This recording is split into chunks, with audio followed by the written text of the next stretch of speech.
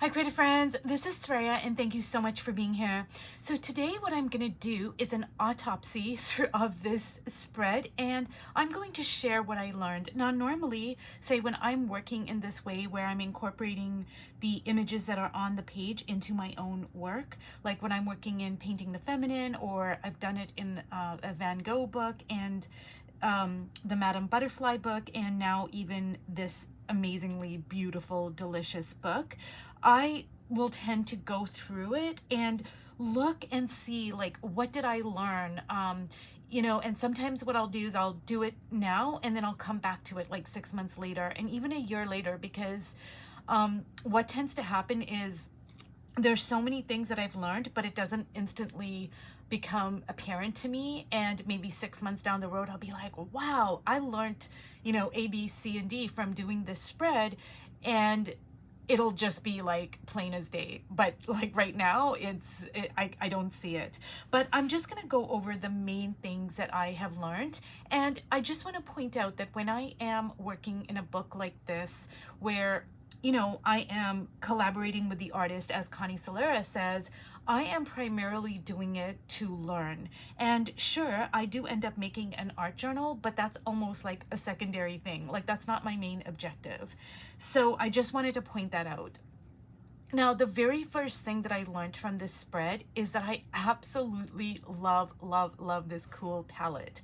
Now, generally, I tend to gravitate towards a hot and hotter palette, and when I do use blues, I tend to go for like ultramarine or indigo or Prussian blue. It's those very dark, moody kind of blues. But what I'm realizing is that I love all of these lighter blues, and sure, it is offset by some dark blues over here, but when you just look at this, it's just a very lighter blue spread. Now, one of the things, and I have mentioned this before, when you are looking at your color palette, is it's not only the colors that you use, but it's the ratios, it's the proportions, and I'm really digging this particular proportion. Now, I also think that the yellow and the orange just make it zing. Like, if I had to cover up, say, the yellow and the orange part, like, it wouldn't have the same kind of pop that it does for me. Now, somebody else may not like this, but I am just totally loving it. I'm absolutely loving everything about this spread. And this kind of came as a surprise to me because, I generally, like I said, I don't gravitate towards this type of blue, but I am absolutely going to replicate this color palette. Like, when I start working in another art journal spread, I'm going to be like, oh, I really love this palette over here. So I can totally see myself trying to replicate it in some way. Now, the second thing that I learned is that I absolutely love the way that this moon is depicted. It has, I'm just going to bring it up a little bit closer, not too close because this book is so big, the camera might just cut the whole thing off. But there's so much texture and all these brush strokes, and it just looks so delicious that I would absolutely try to replicate this in my own way in like my art journal spread. Like, I absolutely love the way this entire thing looks. It kind of, like, here's the moon, and then this over here, like, to me, it looks like lights, like all the lights that are coming out of the moon. Like, it's just almost like shimmering, and I just love it. And I'm even thinking about replicating this entire, like, all these brush strokes and, just that part over there. Like, I could replicate it in a dress or hair or, just there's a million and one ways that I could, kind of like modify it in some way to other parts of my spread. Now, the third thing I learned, and to me, the most important thing I learned, is to embrace beginner's mind and not be judgmental. And I'm going to explain what I mean. So you guys, there is an owl behind this, and I went back and forth. I was like, should I keep it? Should I cover it up? And then I even asked you guys for your opinions. And then I decided to cover it up because I thought it was too childish, not childlike, but I thought, it's just too childish. But then what happened, you guys, is it really, really, really bothered me. Like to the point where like I was obsessing about it. So what I did is I got out my X-Acto knife, and like I mentioned in another video, I don't use my X-Acto knife very much, but sometimes when you need it, you need it. And so what I did is I pried this piece of collage like off the page, and I turned it into a little kind of like a little flap, like a little, like there's the owl right there in the window, and I love it. It makes me so happy. And you know, it's hidden behind a door in her chest, and it's perfect. And there's a little tiny little bird over here, and this is a window, and there's this little owl over here, and it just delights me to no end. So it's a great reminder for me to not only not be so judgmental, but perhaps I need to embrace more childish stuff in my art. Like not only childlike stuff, but what I look at as like, oh, well, that looks to be too childish. Well, that is like really judgmental.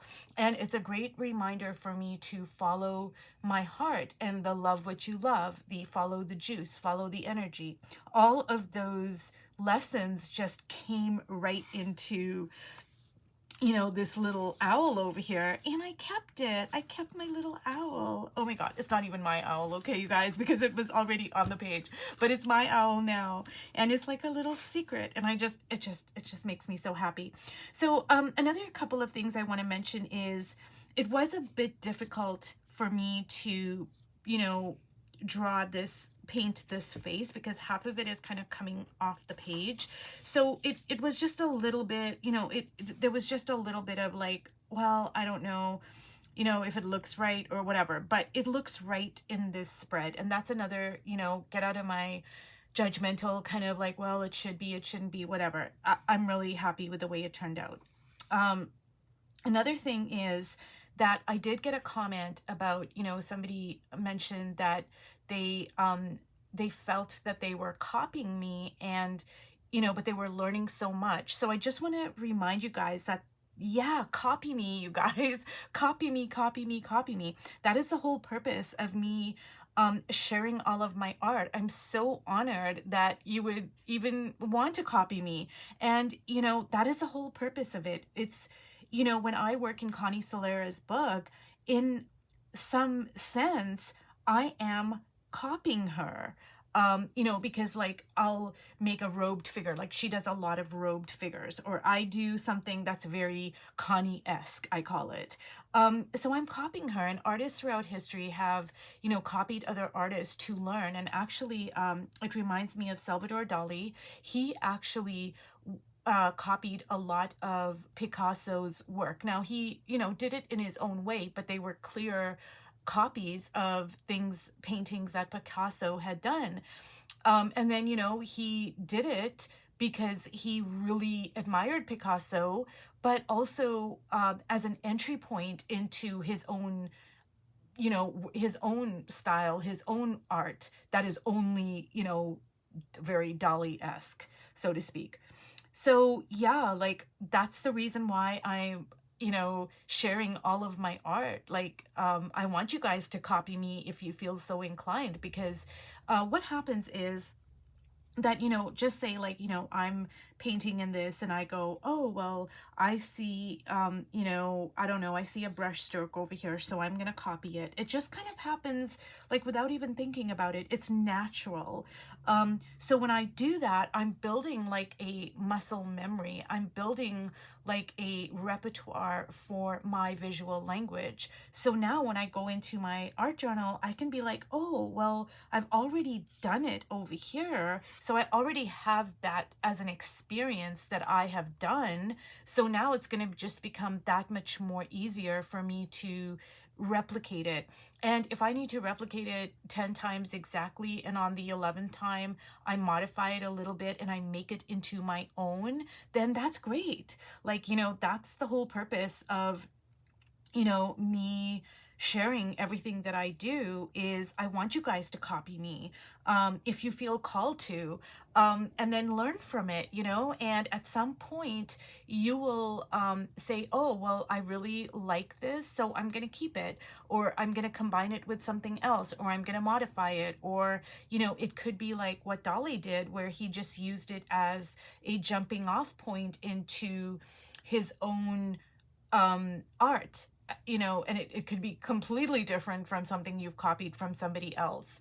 And that is, I think I mentioned this in another video, is that sometimes, you know, you need to make something, and that something is not the main objective, but that something is the pathway, the bridge to the thing that you are meant to create. And I did mention this in another video.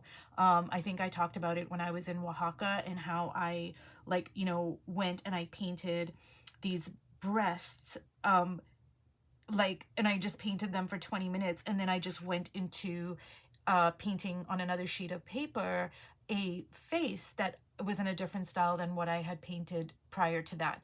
And so sometimes you just need that kind of, I guess, like, it's just like a little road, you know? Anyways, you guys, I learned so much from doing this spread. And the thing is, I did go in and I did work on the faces, and I don't think I recorded it in, like, I did 1 through 4 videos, and I didn't record it, but I just wanted to share what I learned. And yeah, you guys, I kept the little owl, and I'm just loving it. It just delights me to no end. Well, thank you so much for watching, and I will see you in my next video. Bye.